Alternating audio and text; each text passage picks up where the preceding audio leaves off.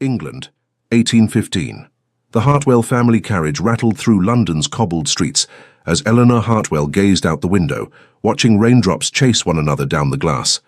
At 38 years of age, with unremarkable features and a modest dowry, long since redirected to her younger sister's more promising matrimonial prospects, Eleanor had come to accept her station in life with quiet dignity. "Aunt Eleanor, you've crushed your flowers," exclaimed her niece, Sophia, a vision in pale blue silk whose golden curls were arranged in perfect ringlets. Eleanor glanced down at the small posy in her gloved hands, now somewhat wilted from her absent-minded grip. "So I have. How careless of me." "It hardly matters," remarked Georgiana, Sophia's sister, with a dismissive wave of her fan. "No one will notice what you're wearing anyway, Aunt. You'll be seated with the chaperones all evening." From across the carriage, Eleanor's youngest sister, Margaret, barely 36 and already the mother of 3, exchanged a meaningful glance with her daughters. "Now, girls, that's quite enough. Your aunt is kind enough to accompany you tonight.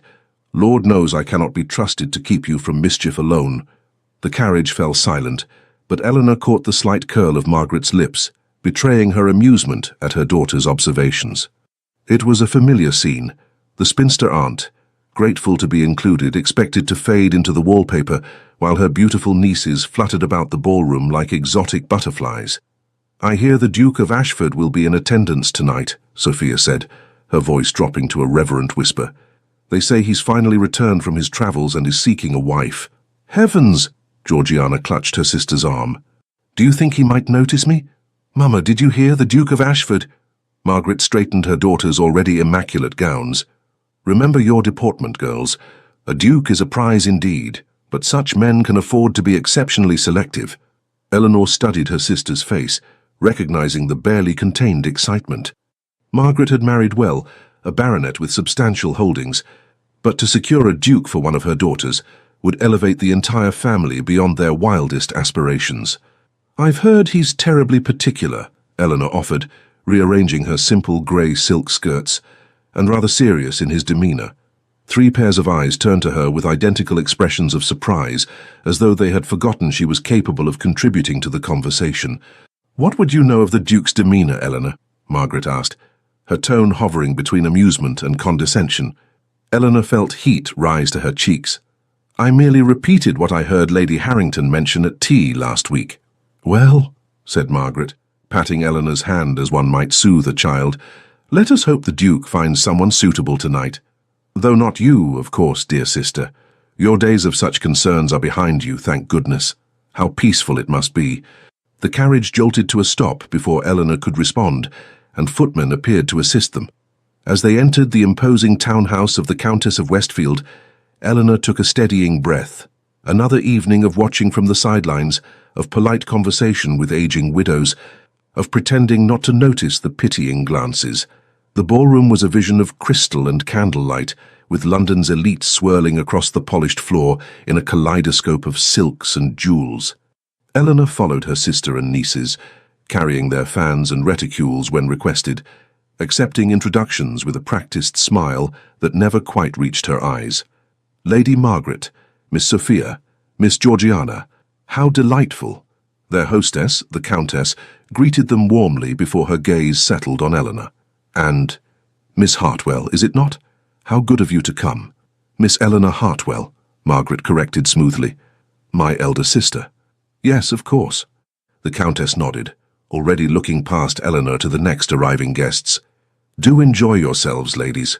Within moments, Sophia and Georgiana were surrounded by admirers, while Margaret strategically positioned herself near several influential matrons. Eleanor drifted toward the row of chairs lining the wall, where other women of a certain age sat with resigned expressions. "Miss Hartwell," acknowledged Mrs. Pembroke, a round woman with sharp eyes. "Come to watch the spectacle again, have you?" "Good evening, Mrs. Pembroke." Eleanor settled beside her, arranging her skirts. "A lovely gathering, is it not?" "Lovely for some," Mrs. Pembroke sniffed. "Your nieces seem to be enjoying themselves tremendously." Eleanor followed her gaze to where Sophia laughed brightly, surrounded by no fewer than 5 gentlemen. "They are in high spirits tonight." "I heard the Duke of Ashford is expected," whispered Mrs. Pembroke, leaning closer. "Handsome as sin and twice as wealthy, they say, Every unmarried girl, and quite a few married ones, will be making eyes at him tonight. As if summoned by her words, a ripple of excitement passed through the ballroom. Heads turned, conversations paused, and a path seemed to clear through the crowd. Eleanor craned her neck slightly, curiosity getting the better of her. He stood in the entrance, tall and imposing, his evening clothes impeccably tailored to broad shoulders. Dark hair, a strong jawline, and features that even from a distance could only be described as classically handsome. The Duke of Ashford had arrived. "My word," breathed Mrs. Pembroke. "The rumours didn't do him justice."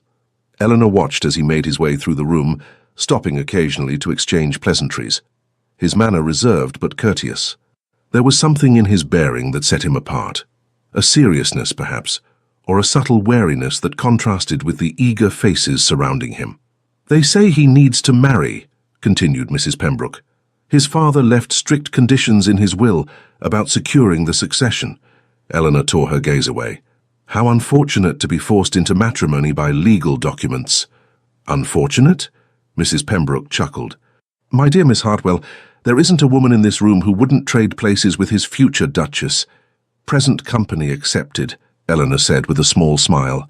Mrs. Pembroke gave her a knowing look. "Even you aren't so far past your prime as to be immune to such a man, I'd wager." Before Eleanor could respond, she noticed a commotion near the refreshment table. Sophia and Georgiana stood huddled with several other young ladies, their heads close together as they cast furtive glances across the room. Following their gaze, Eleanor saw the Duke engaged in conversation with a vision in crimson silk, Lady Vivienne Ashworth, renowned beauty and daughter of the Earl of Blackwood. "Now there's a match society would approve," commented Mrs. Pembroke. "Lady Vivienne has been the incomparable of the season for 3 years running." Indeed, Lady Vivienne was everything Eleanor was not: young, exquisitely beautiful, wealthy and possessed of a confidence that bordered on arrogance. As Eleanor watched, Lady Vivienne touched the Duke's arm lightly, her lips curving in a smile that was both inviting and calculated. The evening progressed in its predictable fashion. Eleanor watched her nieces dance, accepted a glass of punch from a passing footman, and made polite conversation with various matrons. She declined the few obligatory invitations to dance that came her way, typically from elderly gentlemen or very young boys fulfilling their social duties, preferring to avoid becoming a spectacle on the dance floor. During a particularly lively country dance, Eleanor slipped away from the ballroom, seeking a moment of respite in a small antechamber. The sounds of music and laughter faded as she closed the door behind her, leaving her in blessed quiet. She moved to the window, looking out at the darkened garden below. "Not fond of dancing, Miss Hartwell?" Eleanor whirled around, her heart leaping to her throat. The Duke of Ashford stood just inside the doorway, his expression unreadable in the dim light. "Your Grace," she curtsied deeply, mortified at being discovered. "Forgive me. I didn't realize anyone was here." "Nor I," he replied, his voice deep and measured. "I was seeking a moment's peace from the enthusiasm of the ballroom." Eleanor clutched her hands together. "I shall leave you to your solitude, Your Grace." "No need." He gestured to the window. "There's room enough for 2 people seeking quiet." Uncertain, Eleanor remained where she was, studying him cautiously. Up close, the Duke was even more striking, his features sharp but harmonious, his eyes a startling shade of blue that reminded her of winter skies. "You seem surprised, Miss Hartwell," he observed. "That you know my name?" "Yes, I confess I am." A slight smile curved his lips. "We have mutual acquaintances. Lady Harrington speaks highly of your character." "Lady Harrington is most kind," Eleanor replied, wondering why this powerful man would remember such an inconsequential detail about her. The Duke moved to stand beside her at the window, maintaining a respectful distance. "I find these events rather tedious, don't you?" The candid admission surprised her. "It would be improper for me to agree with a duke, I think." This drew a genuine chuckle from him. "Yet your expression suggests you do agree." "Perhaps," she conceded, allowing herself a small smile, "though my nieces find them delightful." "Ah, yes, the Mrs. Sophia and Georgiana Barrett. Charming young ladies." Eleanor raised an eyebrow. "You've met them?" "Briefly. They were introduced to me upon my arrival, along with half the eligible young ladies in London." There was a weariness in his tone that Eleanor found strangely comforting, as though even the most sought-after man in England could find the marriage mart tiresome. A comfortable silence fell between them as they gazed out at the garden. Eleanor was acutely aware of his presence beside her, of the faint scent of sandalwood and leather that surrounded him, of how utterly improper it was for her to be alone with him. "I should return," she said finally. "My sister will be wondering where I've gone." The Duke turned to her, studying her face with an intensity that made her breath catch. "Will she? I rather thought most chaperones were given considerable latitude to come and go as they please." The observation stung, accurate though it was. "Nevertheless, Your Grace, I should not wish to be missed." He inclined his head. "Of course. It was a pleasure, Miss Hartwell." As Eleanor reached for the door, the Duke spoke again. "Miss Hartwell." She turned, her hand on the latch. "Yes, Your Grace? I hope we might continue our conversation at another time." Unsure how to interpret such a remark, Eleanor merely curtsied again before slipping back into the corridor, her heart beating a strange rhythm against her ribs. When she returned to the ballroom, no one had noticed her absence. Her sister was deep in conversation with a viscountess, while Sophia and Georgiana were the centre of a circle of admirers. Only Lady Vivian Ashworth, her crimson dress a splash of blood against the pastel silk surrounding her, seemed to notice Eleanor's re-entry, her sharp eyes narrowing slightly before she turned back to her companions with a dismissive tilt of her head. Eleanor resumed her seat, her mind still lingering on the strange encounter with the Duke. Whatever had possessed him to speak with her, and why had the brief conversation felt so comfortable? "There you are." Margaret appeared suddenly, her face flushed with excitement. "Where have you been hiding?" The Duke of Ashford himself asked after Sophia not 10 minutes ago. Eleanor's momentary peace evaporated. "Did he? How fortunate." "Indeed. He may ask her to dance before the evening is out. Can you imagine? Our Sophia dancing with a duke." Margaret clutched Eleanor's hand, her eyes bright. "This could change everything for us, Eleanor. Everything." As Margaret hurried back to her daughters, Eleanor's gaze drifted across the room to where the Duke now stood. For the briefest moment, their eyes met, and she could have sworn he nodded slightly in acknowledgement before turning his attention to the Countess at his elbow. It was nothing, of course, a coincidence, a courtesy. Men like the Duke of Ashford did not notice women like Eleanor Hartwell. Not truly. She was simply a momentary diversion, a respite from the clamouring debutantes and ambitious mothers. By tomorrow, he would not remember her name. 3 weeks later, Eleanor found herself once again playing the role of dutiful chaperone, this time at the Blackwood Ball, the most anticipated event of the season. The Earl of Blackwood's townhouse was magnificent, with its marble columns and gilded ceilings, its grand staircase draped in exotic flowers at what must have been ruinous expense. "Do stop fidgeting, Aunt Eleanor," Sophia hissed as they entered the ballroom. "You're drawing attention." Eleanor stilled her hands, which had indeed been nervously adjusting her lace collar. She wore her best gown tonight, a midnight blue silk that had been remodeled 3 times since its original making 6 years ago. It was respectable, if not fashionable, and the colour at least was flattering to her pale complexion and dark hair. "I apologize," she murmured. "The crowds make me somewhat anxious." Sophia rolled her eyes, already scanning the room for more interesting company. "Then do what you always do, and find a corner to hide in. Just don't embarrass us." "Sophia," Margaret admonished, though without much conviction. "Mind your tongue." They were interrupted by the approach of a young man with a pleasant face and eager manner. "Miss Sophia, I've been watching for you. Might I claim the first dance?" As Sophia was swept away, Georgiana close behind with her own partner, Margaret turned to Eleanor with a conspiratorial smile. "The Duke is here again tonight. He's danced with Sophia twice in the past fortnight." "Has he? How promising." Eleanor kept her tone neutral, though her stomach tightened inexplicably. "Lady Westfield says he's been most attentive to her at the Chamber's musical evening as well." Margaret preened.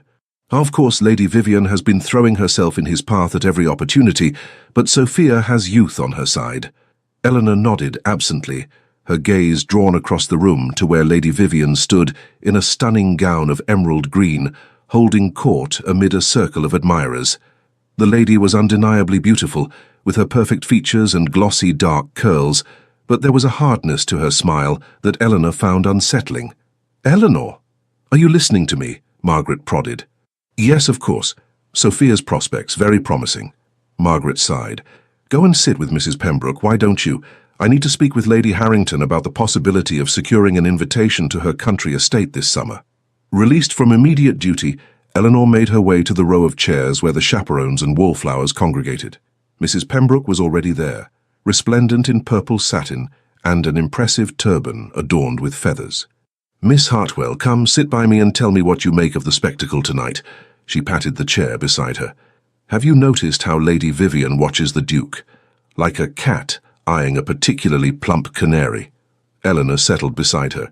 "It's hardly surprising. He's the most eligible bachelor in England, and she's determined to be his Duchess." Mrs. Pembroke leaned closer. "Though I hear he's been quite attentive to your niece, Miss Sophia. So my sister tells me. You don't sound particularly enthused." Eleanor sighed.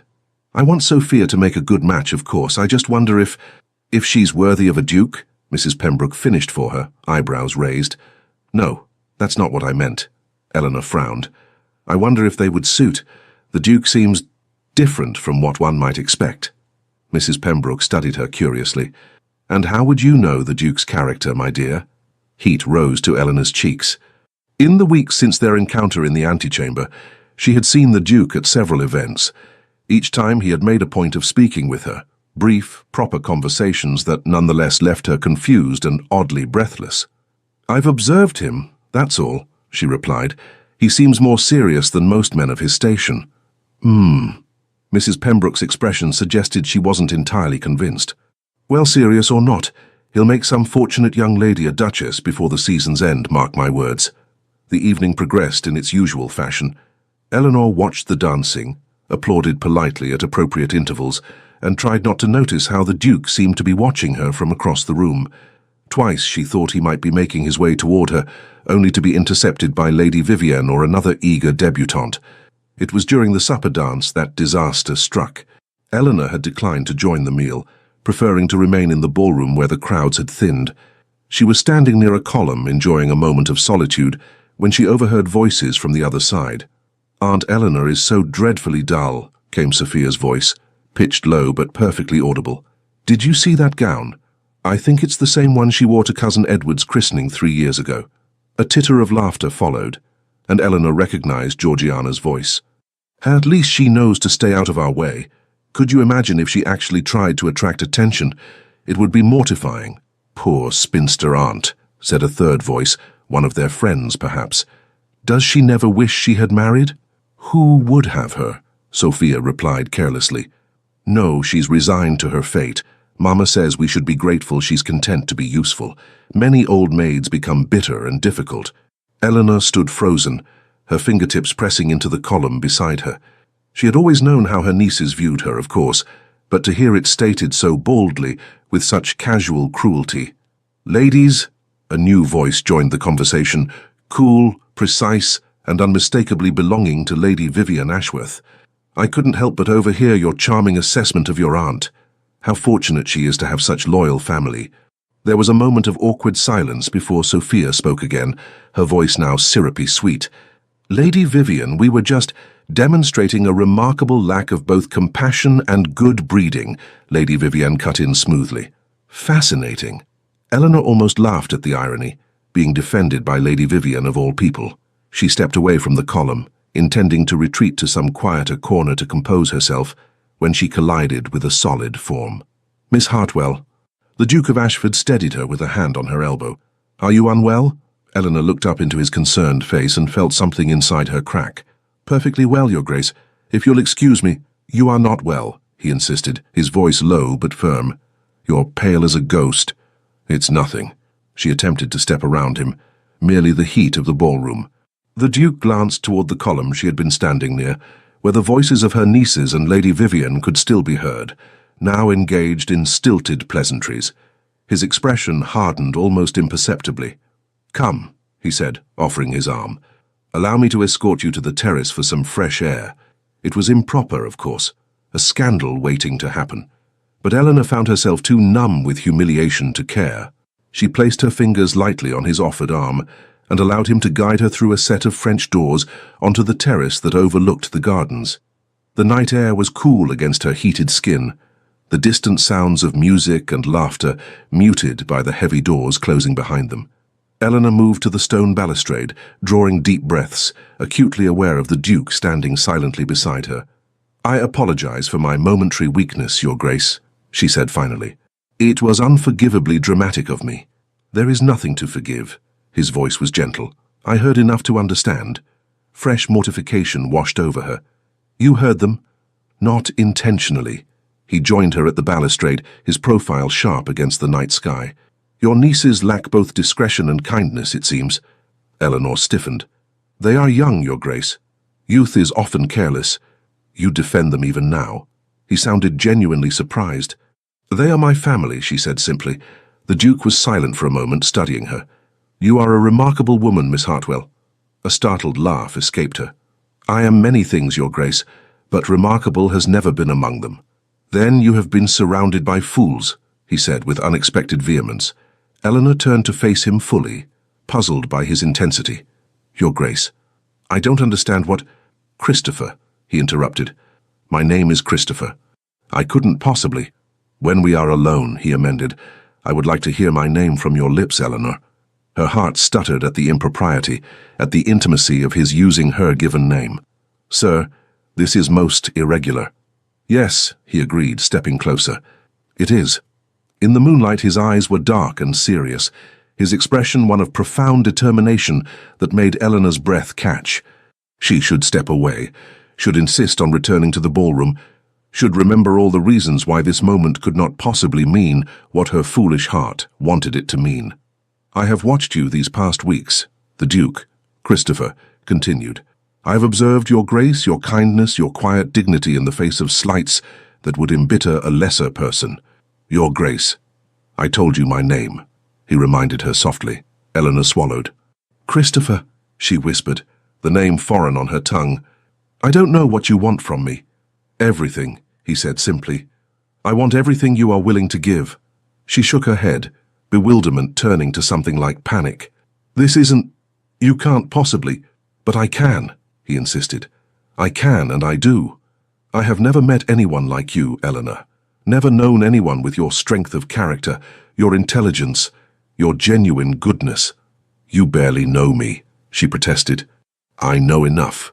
His hand moved to cover hers on the balustrade.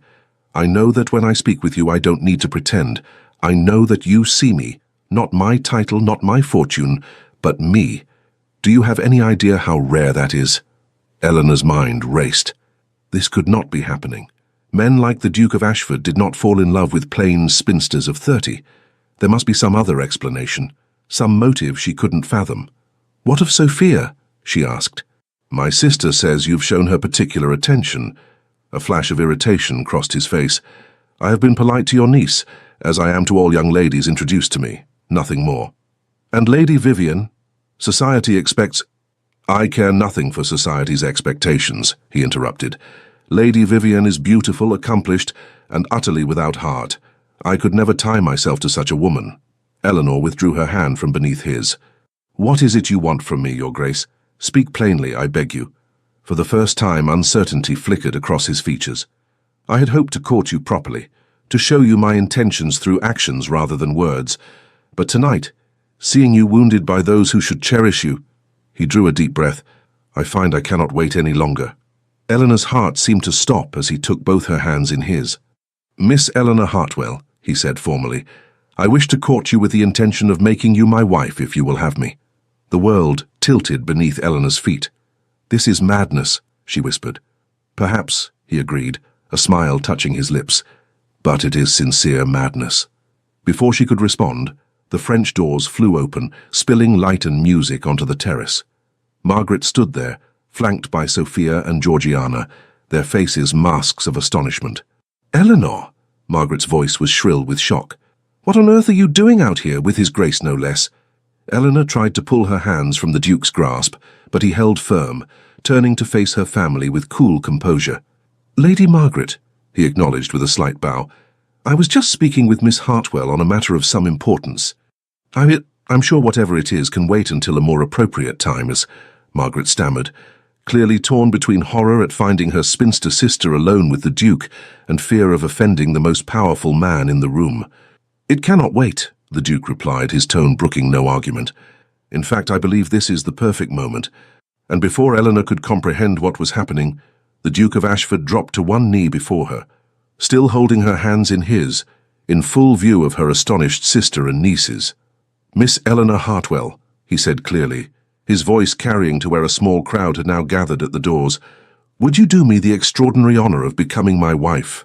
A collective gasp rose from the onlookers. Eleanor stood frozen, unable to process the scene unfolding before her.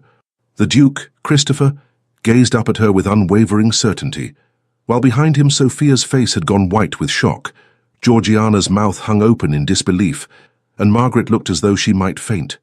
And from the doorway, Lady Vivian Ashworth stared with cold fury in her emerald eyes. "Your Grace," Eleanor managed, her voice barely above a whisper, "you cannot mean this." "I have never meant anything more in my life," he replied, loud enough for all to hear. "Say yes, Eleanor." Time seemed to suspend itself.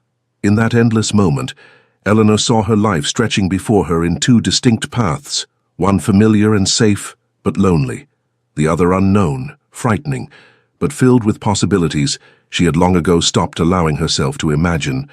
"Yes," she heard herself say, the word seeming to come from somewhere outside herself. "Yes, I will marry you."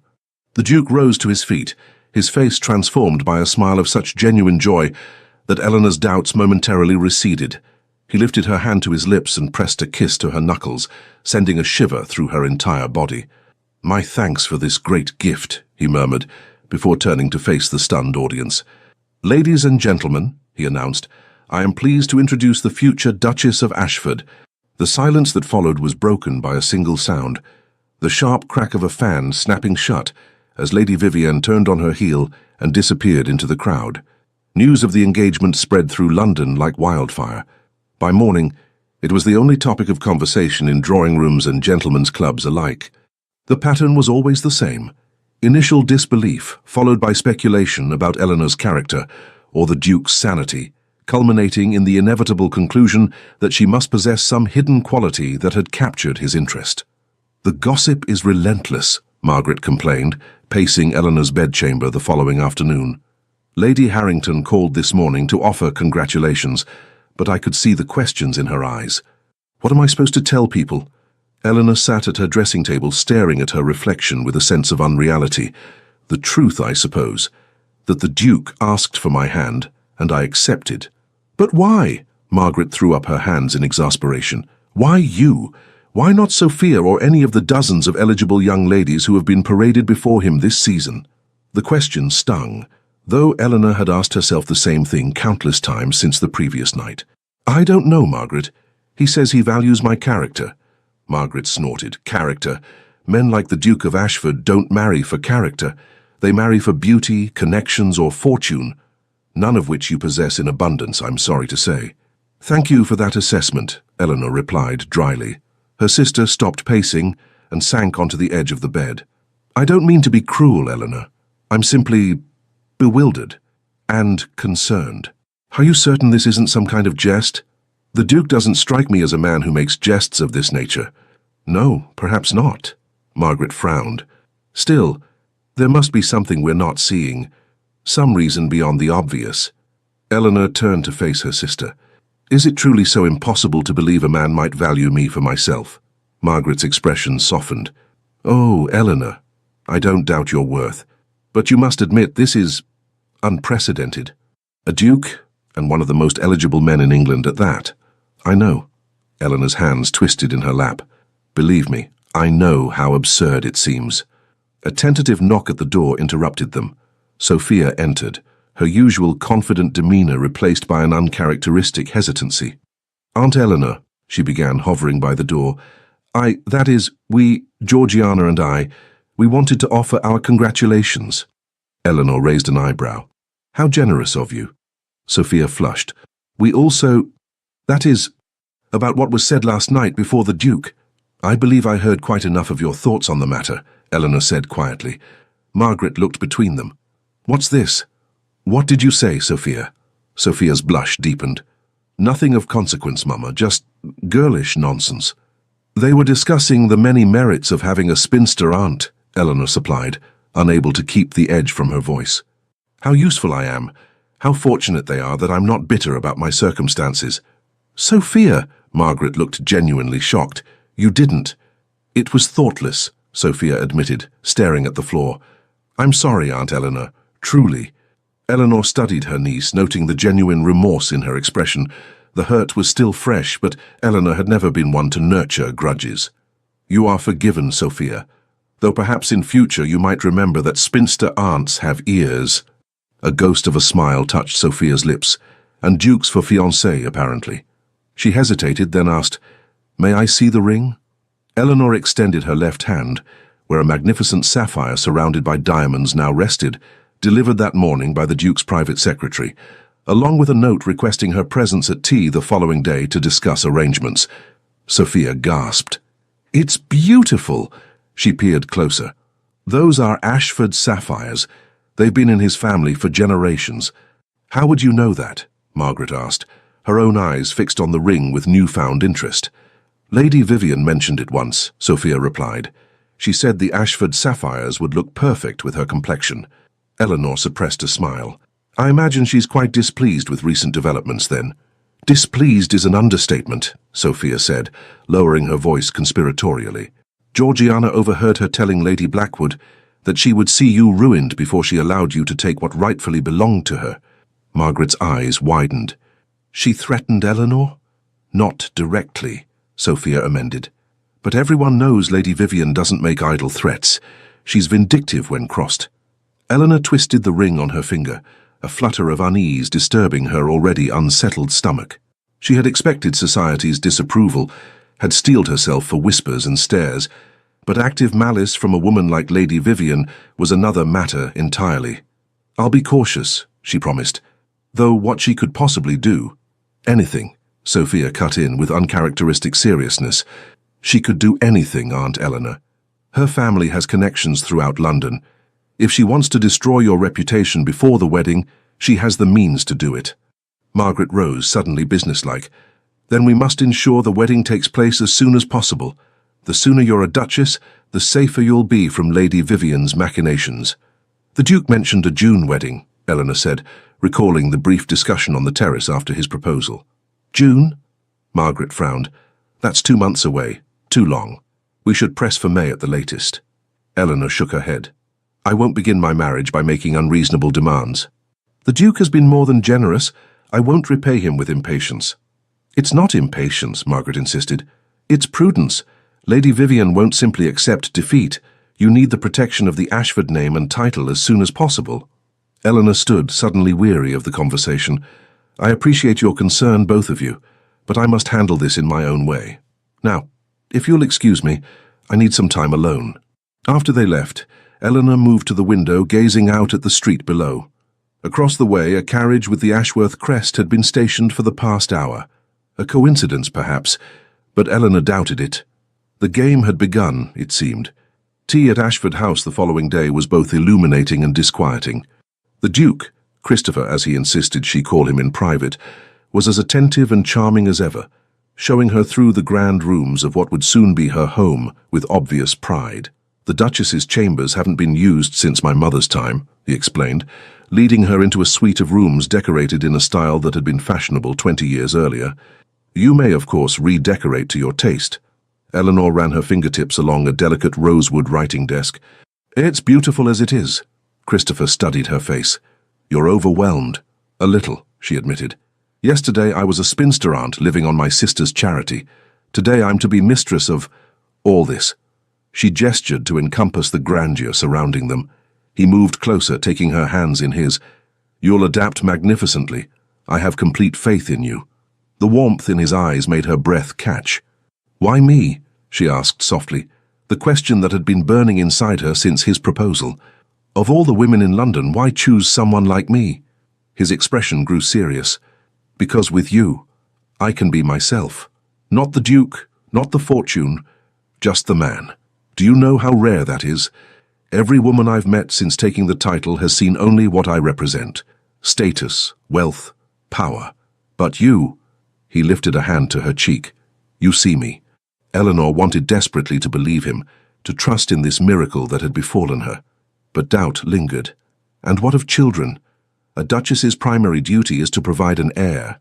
I'm well aware of the expectations, he replied, his expression unchanged. I have every confidence in our ability to fulfill that particular duty. His lips curved in a smile that sent heat rushing to Eleanor's cheeks. At my age, she began, only to be silenced by his finger against her lips. You are 38, Eleanor, not ancient. Many women have their first child at your age or older. His voice softened. But even if that blessing were to elude us, I would not regret my choice. There are cousins aplenty to inherit if necessary. The tenderness in his gaze threatened to undo her completely. Eleanor stepped back slightly, needing distance to clear her head. You're very kind. Not kind, he corrected. Selfish, perhaps. I want you for myself, regardless of what society might say. Their conversation was interrupted by the arrival of Christopher's solicitor, a severe-looking man named Mr. Winters, who carried a stack of documents for their review. The marriage settlements, Your Grace, he announced, placing the papers on a table. As requested, I've included the provisions for Miss Hartwell's personal allowance and widow's portion. Eleanor listened with growing astonishment as the terms were outlined. The Duke was offering her an unprecedented degree of financial independence, a generous quarterly allowance, properties in her name, jewels and carriages at her disposal, and a widow's portion that would make her one of the wealthiest women in England should he predecease her. This is excessive, she murmured when Mr. Winters had finished. It is appropriate for the Duchess of Ashford, Christopher replied firmly. I want you to have security, Eleanor. Independence. His generosity only deepened the mystery. What had she done to deserve such devotion from a man who barely knew her? The question lingered as they concluded their business, and Mr. Winters took his leave. As Christopher escorted her back to the drawing-room for tea, Eleanor noticed a portrait hanging in the gallery, a handsome older man with the same striking blue eyes as the Duke. My father, Christopher explained, following her gaze. He died 2 years ago. You resemble him, Eleanor observed. A shadow crossed Christopher's face. In appearance only, I hope. My father was a complicated man. Something in his tone made Eleanor pause. How so? Christopher hesitated, then seemed to come to a decision. My father married my mother for her fortune, then made her life miserable with his infidelities and cruelty. She died when I was 12, broken in spirit long before her body failed. I'm so sorry, Eleanor said softly, understanding suddenly blooming. Is that why you value sincerity so highly? His eyes met hers, surprised and approving. Yes, I vowed I would never make the same mistake. I would marry only a woman of genuine character, someone incapable of the kind of deception my mother endured. And you believe I am such a woman? I know you are, he said with conviction. I've watched you, Eleanor. You have nothing to gain by pretense. You are exactly what you appear to be, kind, intelligent, dignified, and utterly genuine. The pieces were falling into place. Eleanor's lack of beauty, her modest circumstances, her age, all the things society saw as deficiencies, were to Christopher evidence of authenticity. He had chosen her precisely because she had nothing to recommend her but her true self. The realization was both humbling and exhilarating. For the first time since his proposal, Eleanor allowed herself to believe that perhaps, just perhaps, this extraordinary man truly wanted her for herself. As he helped her into her carriage at the end of their visit, Christopher pressed a kiss to her gloved hand. Until tomorrow, my dear. I'll call for you at 11. Eleanor held his gaze, allowing herself a small, genuine smile. Until tomorrow, Christopher. She carried the warmth of that moment with her as the carriage pulled away, only to have it shattered when she noticed a familiar figure watching from a passing landau. Lady Vivian, her perfect features set in an expression of cold calculation. The weeks leading up to the wedding were a whirlwind of activity. Eleanor found herself thrust into a social prominence she had never experienced, invited to events where she had previously been merely tolerated, courted by matrons who had once ignored her existence, and studied with frank curiosity by everyone from servants to duchesses. Through it all, Christopher remained attentive and supportive, escorting her to dinners and soirees, arranging meetings with modistes for her trousseau, and introducing her to the circle of friends and connections she would soon call her own. Eleanor came to treasure their private conversations, the moments when, away from prying eyes, they could speak freely. Christopher, she discovered, possessed a dry wit and a keen intellect that matched her own. He loved literature and music, despised pretension, and harbored a secret fondness for apple tarts that made him seem endearingly human despite his exalted position. But even as Eleanor's affection for her fiancé deepened, so too did Lady Vivian's campaign against her. It began subtly, invitations that mysteriously went astray, social slights too small to acknowledge but too pointed to ignore, whispers that fell silent when Eleanor entered a room. Then came more overt attacks. Anonymous letters were delivered to Ashford House, alleging improprieties in Eleanor's past. A rumor circulated that she had once been engaged to a merchant who had broken the engagement upon discovering some moral failing on her part. At a musical evening, Eleanor overheard Lady Vivian suggesting to a group of matrons that perhaps the Duke's sudden engagement indicated a necessity for haste, that propriety forbade her from naming explicitly.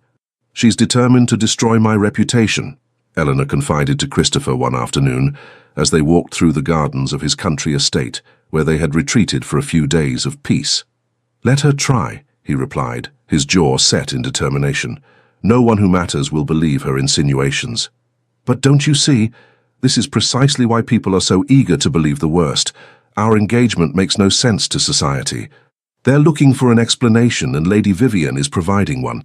Christopher stopped, turning to face her. "Do you regret accepting my proposal?" "No," Eleanor answered without hesitation. "I could never regret that. But I fear what her vendetta might do to you, to your position." His expression softened. "My position is secure, Eleanor, and as for what people say, let them talk. In a month's time you'll be my wife, and Lady Vivian will be nothing more than a spiteful footnote in our story." Eleanor wished she could share his confidence, but a sense of foreboding had settled over her. Lady Vivian was not a woman to be underestimated, and her resources were considerable. What might she attempt as the wedding drew nearer? The answer came 3 days before the ceremony, at the Dowager Countess of Weston's garden party, the last major social event before Eleanor and Christopher were to be married. Eleanor had been separated from Christopher, drawn into conversation with several ladies who had recently begun to show her marked attention when she noticed a stir near the refreshment tables. Lady Vivian stood at the center of a growing circle, her voice carrying just enough for those nearby to hear. "Most extraordinary letter came into my possession. I could scarcely believe it myself, but the evidence is undeniable." Eleanor moved closer, a cold dread settling in her stomach. "It seems our dear Duke's sudden engagement may have less to do with love and more to do with, shall we say, financial necessity," Lady Vivian continued, her eyes glittering with malicious triumph. "My source at the Bank of England confirms that the Ashford estates are deeply mortgaged, the family fortunes all but depleted by the late Duke's excesses." A murmur ran through the crowd. Eleanor stood frozen, uncertain whether to confront the lie or seek Christopher. "But what has this to do with Miss Hartwell?" someone asked. "She brings no fortune to the match." Lady Vivian's smile was a knife's edge. "Ah, but she brings something perhaps more valuable, a convenient distraction." While London gossips about the Duke's peculiar choice of bride, none look too closely at his financial affairs, and by the time the truth emerges, he'll be safely married to a woman of no consequence who cannot possibly object to whatever measures he deems necessary to restore his fortunes. The implication was clear, that Christopher had chosen Eleanor precisely because she was so grateful for his attention that she would overlook any impropriety, any scheme to restore his supposedly ruined finances. Furthermore, Lady Vivian added, producing a folded paper from her reticule, "I have here a letter from a very reliable source indicating that the Duke has already begun selling off family heirlooms to satisfy his creditors." Eleanor could bear no more. "What a fascinating theory, Lady Vivian," she said, stepping into the circle, "though one wonders why you feel compelled to share it so publicly." Lady Vivian's eyes narrowed, though her smile remained fixed. "Miss Hartwell, how fortunate you could join us. I was just expressing my concern for your future happiness." "How kind," Eleanor replied evenly, "though I must correct a few inaccuracies in your account. The Ashford estates are not mortgaged, the family fortunes are quite intact, and my fiancé has not sold so much as a teaspoon from his collections." "You seem very certain," Lady Vivian countered. "Has the Duke shared his financial statements with you then? How unusual for a betrothed couple." Not unusual at all for a couple who value honesty above pretense, Eleanor responded, surprising herself with her composure. But perhaps such concepts are foreign to you, Lady Vivian. A titter ran through the assembled onlookers. Lady Vivian's cheeks flushed with anger. You presume too much, Miss Hartwell. I have only the Duke's best interests at heart. As do I, came Christopher's voice as he stepped into the circle, his expression thunderous. Though I fail to see how spreading malicious falsehoods about my finances serves anyone's interests but your own, Lady Vivian. Lady Vivian's composure faltered for the first time. Your Grace, I was merely attempting to damage my reputation and that of my future wife, he finished for her. A strategy as transparent as it is despicable. I have proof, she insisted, brandishing the letter. From a source at the bank itself. Christopher took the paper from her hand and scanned it briefly before crumpling it in his fist. A clumsy forgery, and not even an imaginative one. My bankers would never discuss my affairs with a third party, and certainly not in writing. But as Lady Vivian began, enough.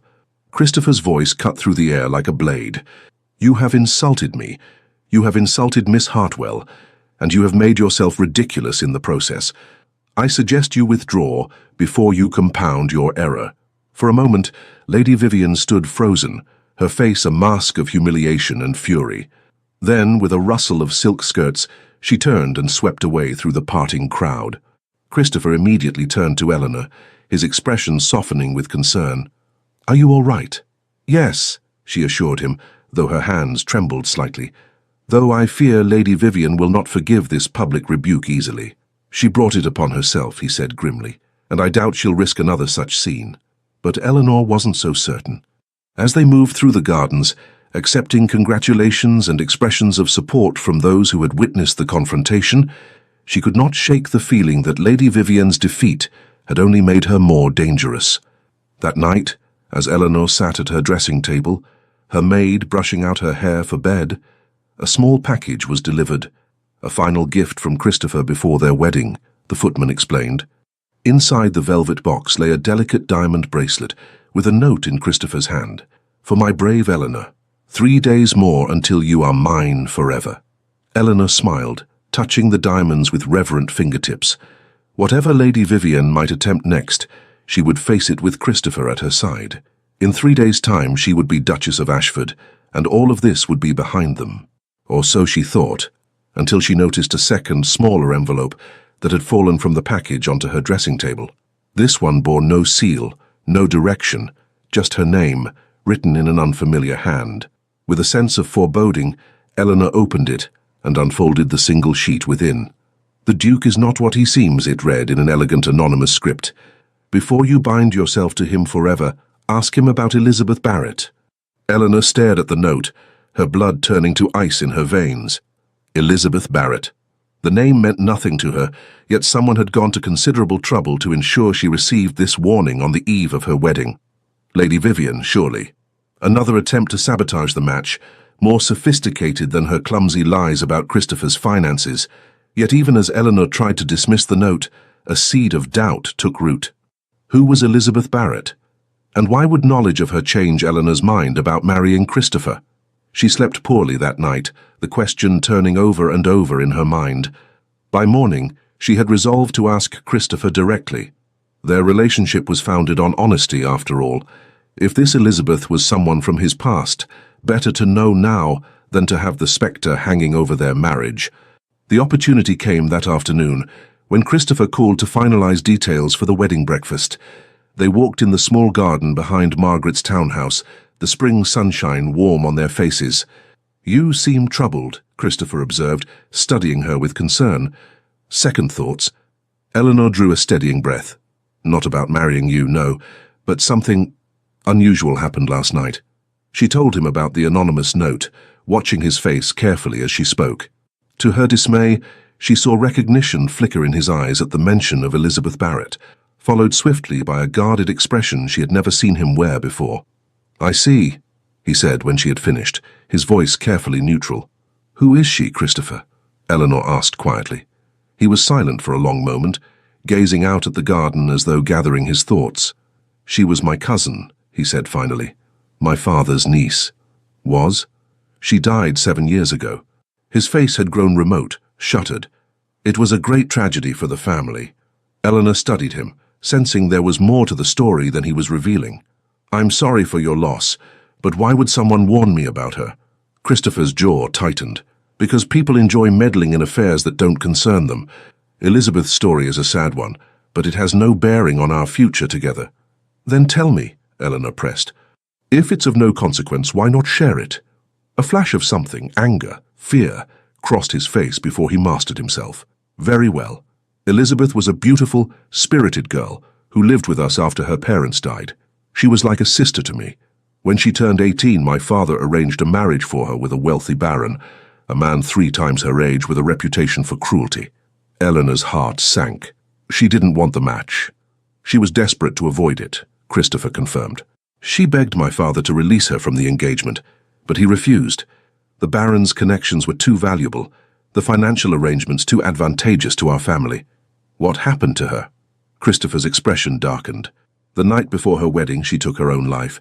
She left a note blaming my father for forcing her into a match she couldn't bear."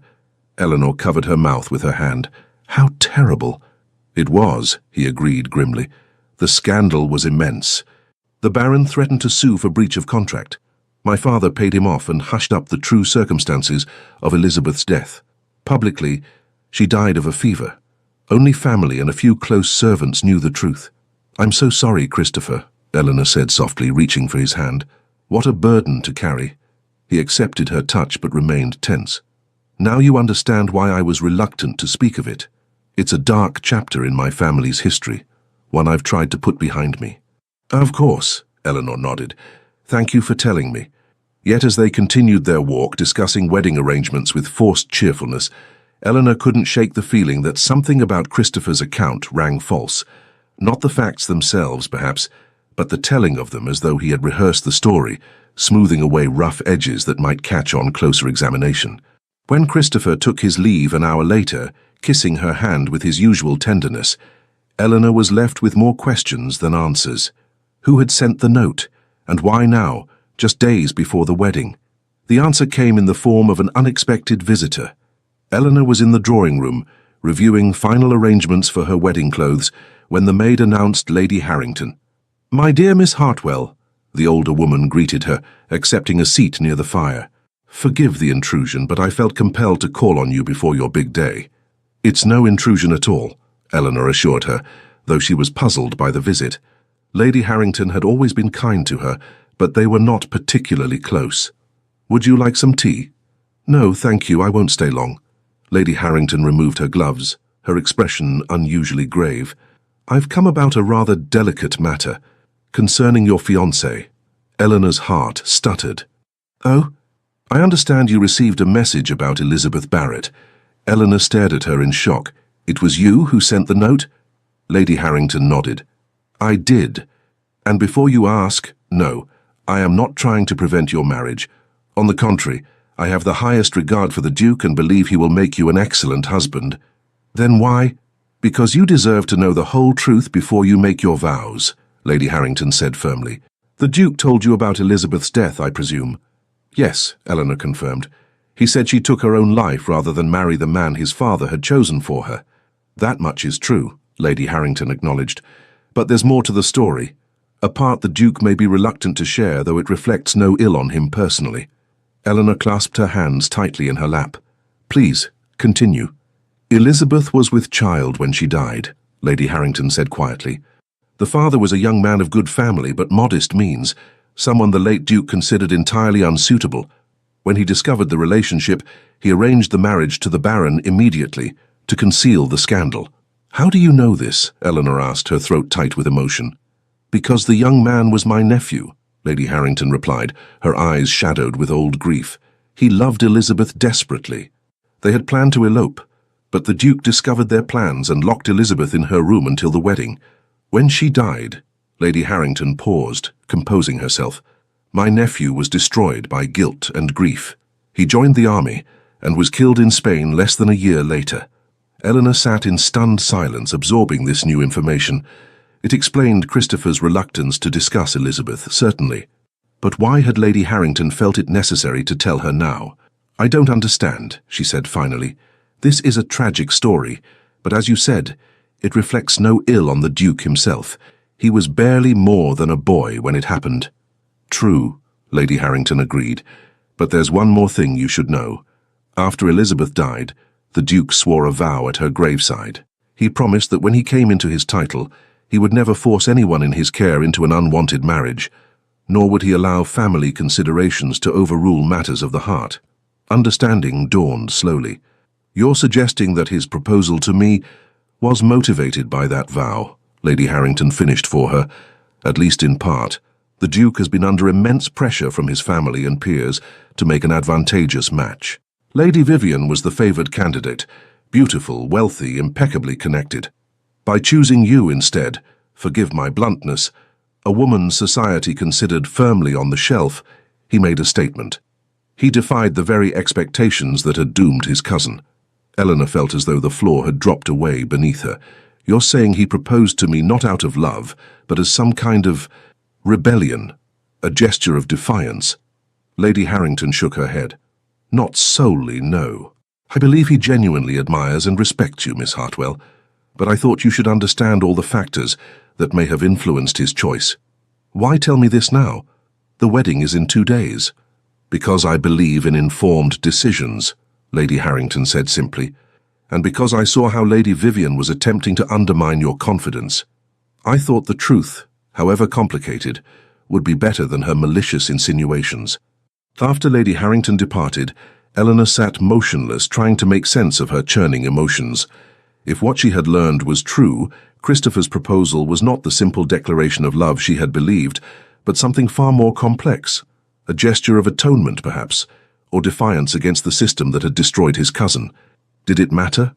He had been kind, attentive, respectful. He had defended her against gossip and slander.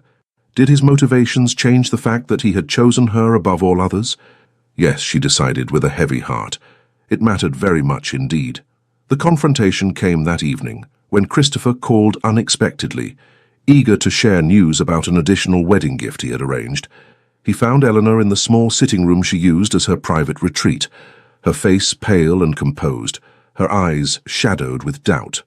"What's happened?" he asked immediately, crossing to take her hands. "Are you unwell?" Eleanor gently withdrew her fingers from his grasp. "I had a visitor today, Lady Harrington." Something flickered in Christopher's eyes, awareness perhaps, or resignation. "I see." "She told me about Elizabeth," Eleanor continued. "The full story." He turned away, moving to the window with uncharacteristic restlessness.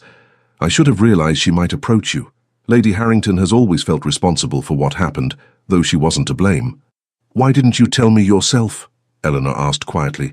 "About Elizabeth's pregnancy, about her plans to elope." Christopher's shoulders tensed.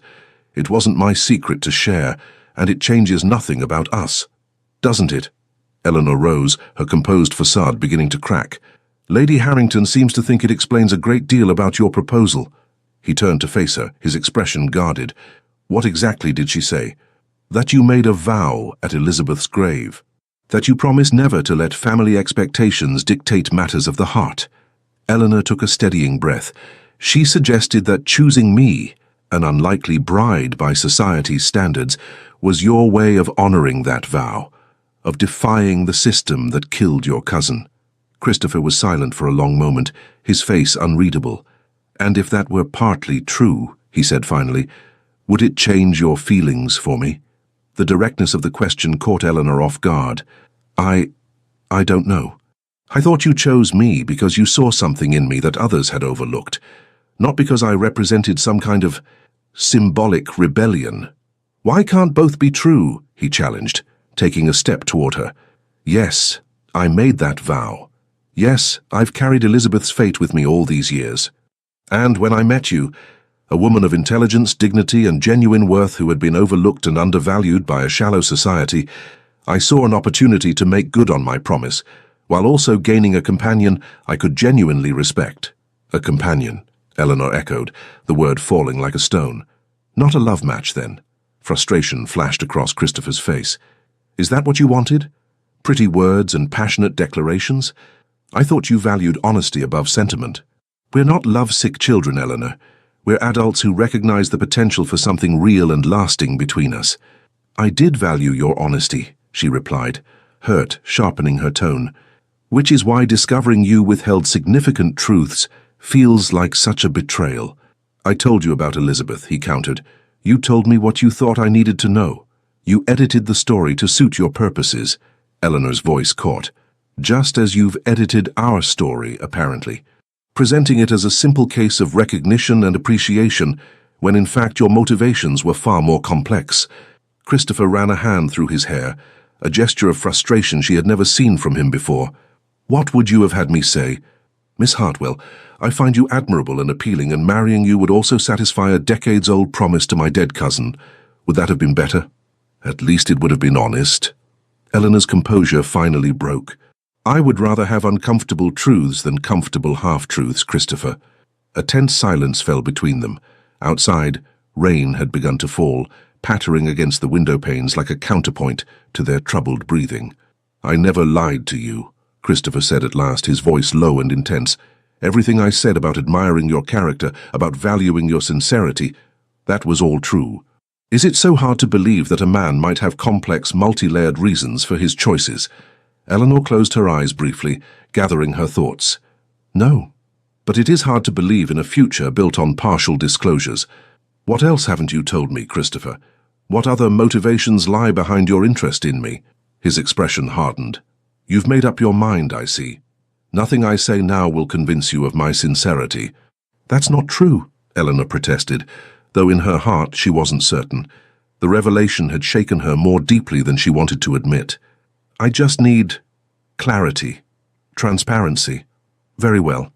Christopher straightened, his face settling into the aristocratic mask he wore in public, the one she had thought never applied to her. I chose you because I believed you would make an excellent duchess, intelligent, dignified, mature enough to handle the responsibilities of the position without being dazzled by its privileges. I chose you because, unlike every other eligible woman in London, you seem to see me as a man, not just a title.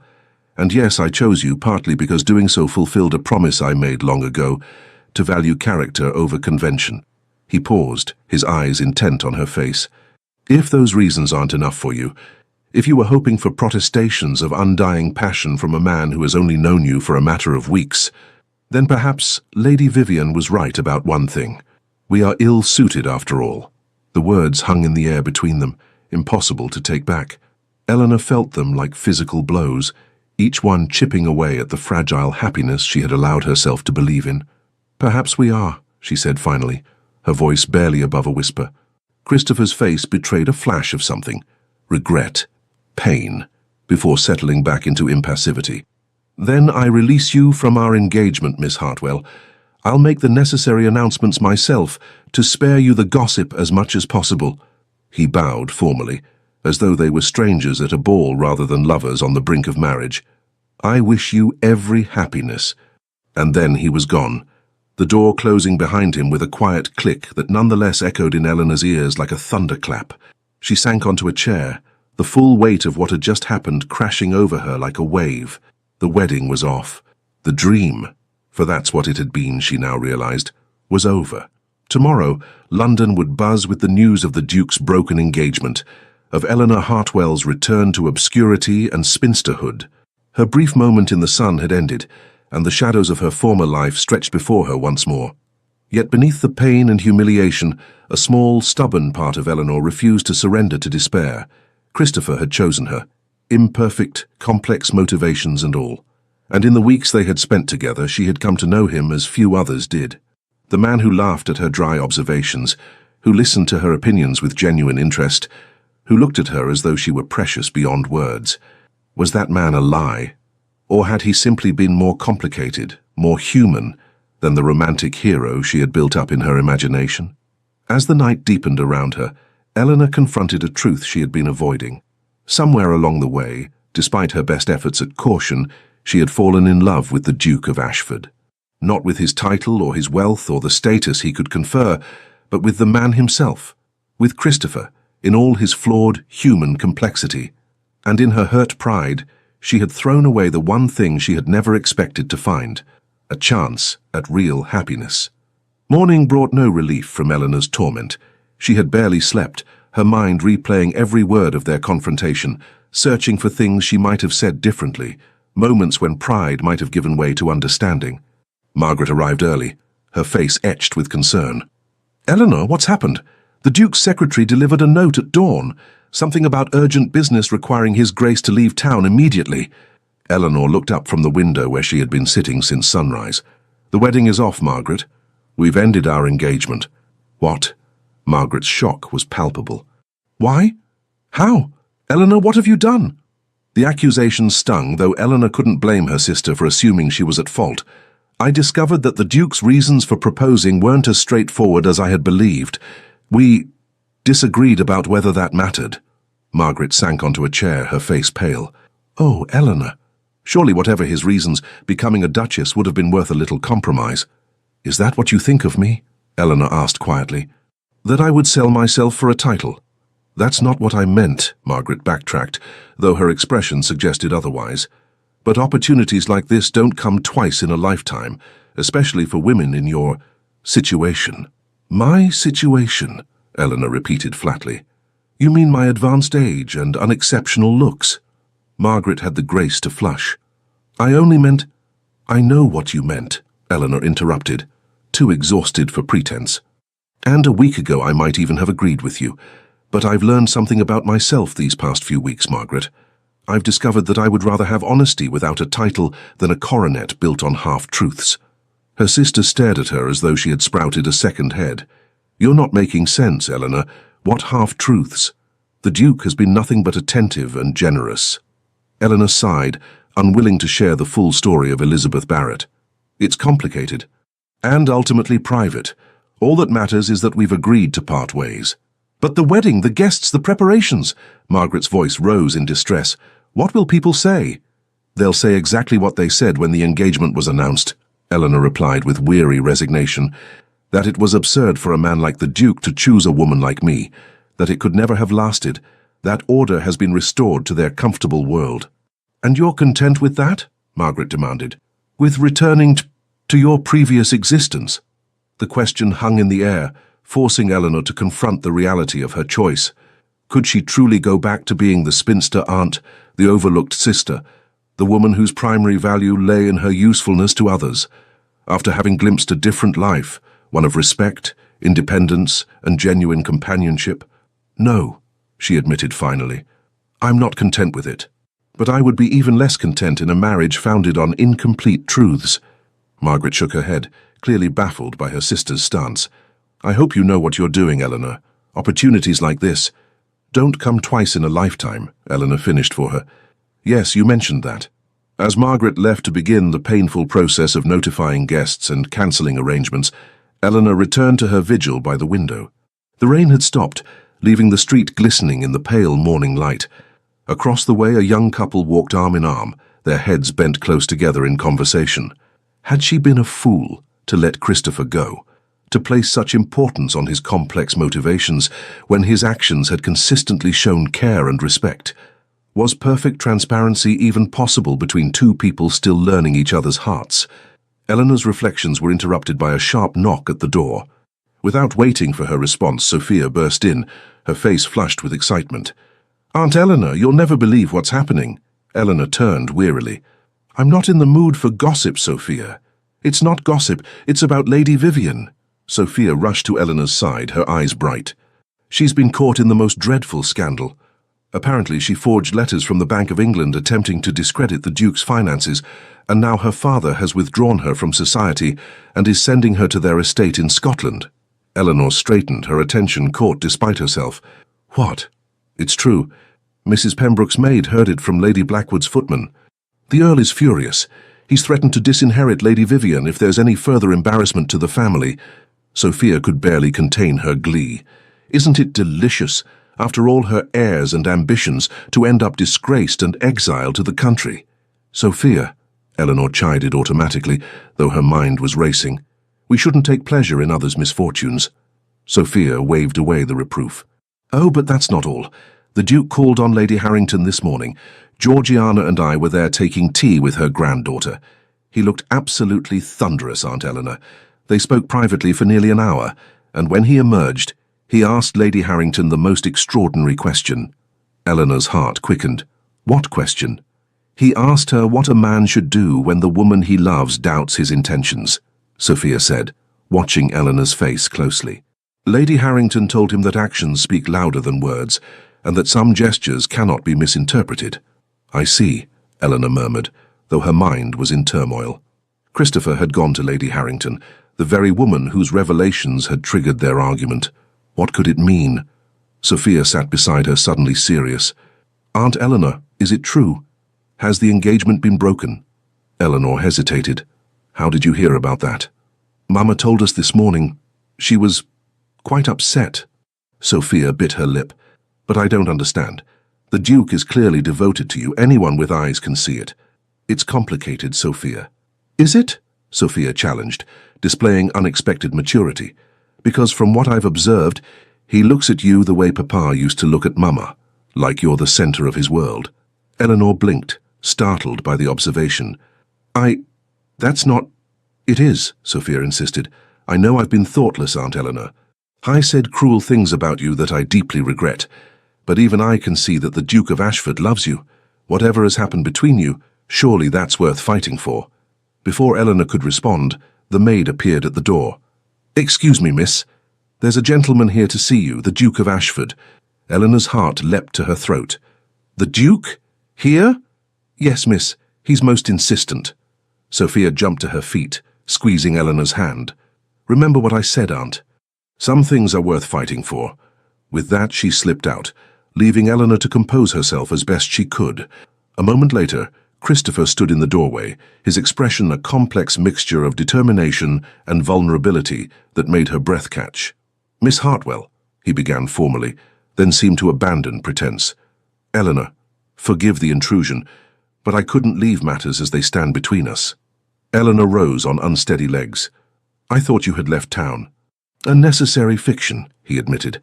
I needed time to attend to certain matters before seeing you again. What matters? Christopher moved further into the room, stopping a respectful distance from her. I went to see Lady Harrington this morning. We had a frank conversation about her revelations to you. I heard, Eleanor said softly. Did you also hear that she regrets the pain her well-intentioned disclosure caused? Christopher asked. She meant to arm you with the truth against Lady Vivian's machinations, not to drive a wedge between us. Eleanor studied his face, so dear to her despite everything. It wasn't Lady Harrington who drove that wedge, Christopher. It was the realization that you had withheld significant truths from me. Yes, he acknowledged, surprising her with his directness. I did, and I was wrong to do so. I told myself I was protecting Elizabeth's memory, and perhaps there was truth in that. But I was also protecting myself from vulnerability, from the risk of revealing too much of my heart. He took a step closer, his eyes never leaving hers. The truth, Eleanor, the whole truth is that I began with complex motivations. Yes, Elizabeth's fate influenced me. Yes, I was drawn to you partly because you represented a different path, a rejection of the values that had destroyed her. But what began as admiration and respect quickly became something far deeper and more profound. Eleanor's heart thundered in her chest. What are you saying, Christopher? I'm saying that I love you, he declared, the words ringing with conviction. Not as a symbol or a statement, but as a woman. Intelligent, dignified, compassionate, and utterly irreplaceable. I love your quiet strength, your wry observations, your unflinching honesty. I love the way you see through pretense, the way you value substance over show. I love that you demanded complete truth from me, even at the cost of your own happiness. Eleanor remained motionless, afraid that if she moved or spoke, the moment would shatter like glass. Christopher continued, his voice deepening with emotion. I was a coward yesterday. When you questioned my motives, I retreated behind pride rather than admitting the truth, that somewhere in these past weeks, you have become essential to me. That the thought of living without you feels like contemplating a return to darkness after knowing light. He closed the remaining distance between them, taking her hands in his. I cannot promise perfect transparency at every moment, Eleanor. I am a flawed man with a lifetime of habits not easily broken, but I can promise to try, to share my thoughts, my fears, my hopes with you as no one else. I can promise to build a life with you founded on mutual respect and growing love. Tears blurred Eleanor's vision. Christopher, Before you answer, he interrupted gently, there's something you should know. The announcement of our broken engagement has not been made. No one beyond your immediate family is aware of our disagreement. If you choose to send me away now, I will honor your decision with the utmost discretion and respect. Your reputation will remain untouched. The gesture, offering her a clean, dignified exit if she wanted it, touched Eleanor deeply. This was the man she had come to love, honorable, considerate, willing to place her needs above his own pride. "And if I don't send you away?" she asked, her voice barely above a whisper. Hope blazed in his eyes. "Then the wedding proceeds as planned. We marry tomorrow, not as strangers bound by convenience or duty, but as partners who have glimpsed each other's true selves and chosen to walk forward together anyway." Eleanor took a deep breath. Searching his face for any hint of reservation or deceit, she found only sincerity, vulnerability, and a love that mirrored her own. "I love you, Christopher," she confessed, the words both terrifying and liberating. "Not the Duke, not the fortune, but you, with all your complexities and contradictions. I was hurt yesterday not because your motivations were imperfect, but because I feared I had built our relationship on false assumptions." "No false assumptions," he assured her, "only incomplete information. A situation I hope we can remedy over a lifetime together." Eleanor smiled, feeling the weight of doubt lift from her heart. "I would like that very much." Christopher's face transformed with joy. He drew her into his arms, holding her as though she were infinitely precious. "Is that a yes, Eleanor? Will you still be my wife?" In answer, she lifted her face to his. Their lips met in a kiss that contained all the promises words could not express. A pledge of honesty, partnership, and a love that had been tested by truth and emerged stronger for it. The wedding of the Duke of Ashford and Miss Eleanor Hartwell took place the following day as planned, though with a depth of emotion few guests could have anticipated. As Eleanor walked down the aisle of St. George's Church, her midnight blue eyes locked with Christopher's, she felt none of the doubt or reservation that had plagued her in previous days. This was no fairy tale, no miraculous transformation of a spinster into a princess. It was something far more valuable, the joining of two complex, flawed human beings who had chosen each other with clear eyes and full hearts. Sophia and Georgiana preceded her as bridesmaids, their faces alight with genuine happiness for their aunt. Margaret watched from the front pew with an expression of mingled bewilderment and relief, and from a discreet position near the back of the church, Lady Harrington nodded in quiet approval as the couple exchanged their vows. Lady Vivian Ashworth was conspicuous by her absence, though the whispers of her downfall provided a satisfying undertone to the celebrations.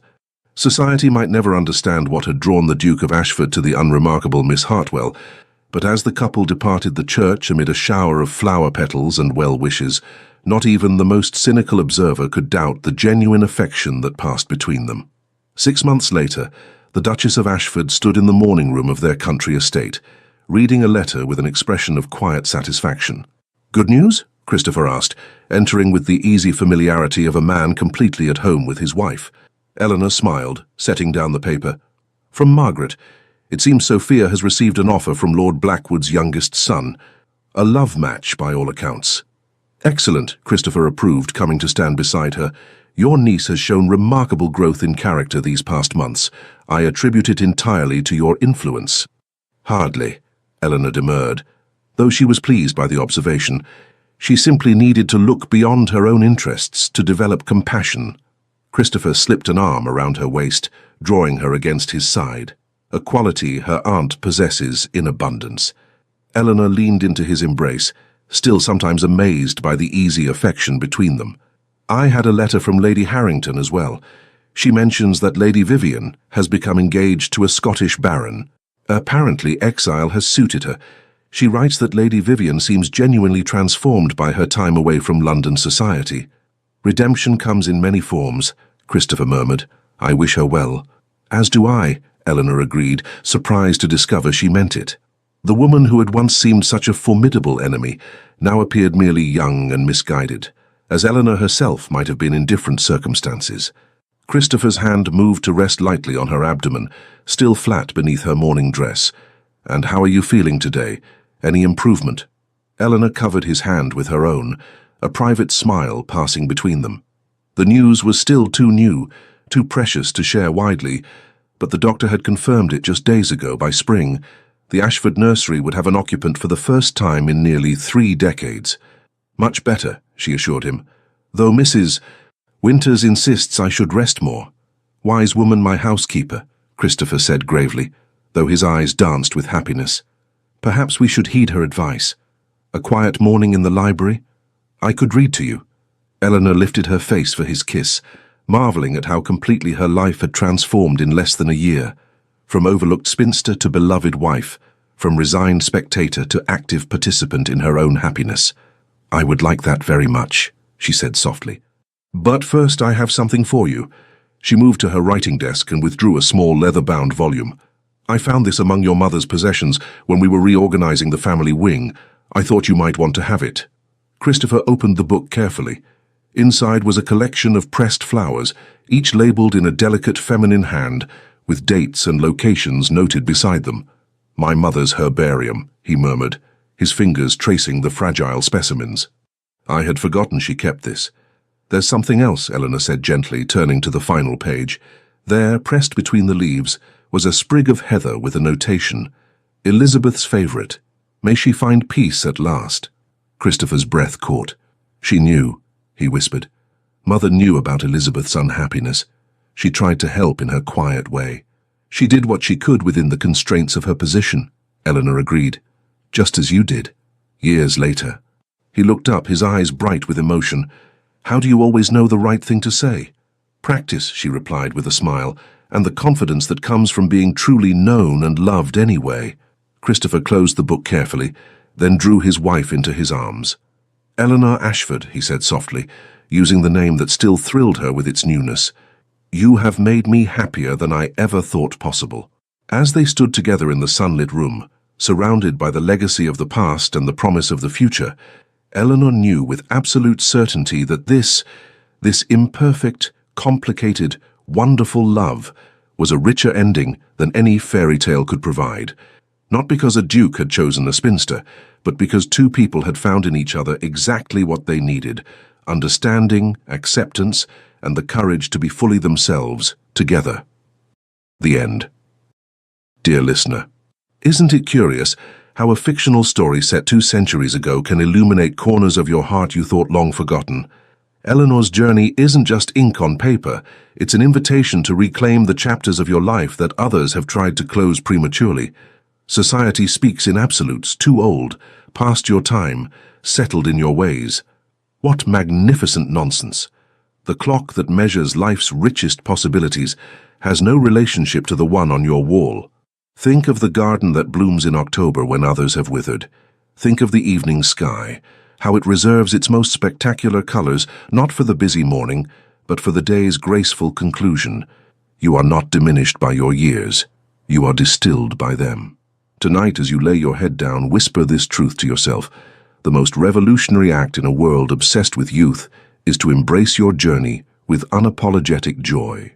Your value was never found in smooth skin or boundless energy, but in the unique constellation of experiences that make you magnificently you. Eleanor didn't just find love. She found herself beneath layers of expectations she'd internalized. Her greatest triumph wasn't capturing a duke's heart, but rediscovering her own worth independent of others' validation.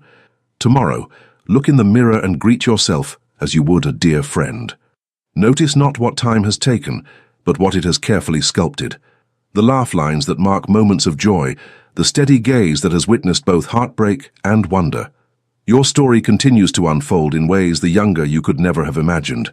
The most beautiful plot twists often arrive when the audience least expects them. Stand tall in the knowledge that you are not an epilogue. You are still very much the protagonist in a tale being written with each sunrise. Sleep peacefully tonight, cradled in the certainty that your most authentic self, the one that has weathered disappointments and celebrated quiet victories, is precisely the person the world needs now. With all our gratitude, Legends of the Fall Team.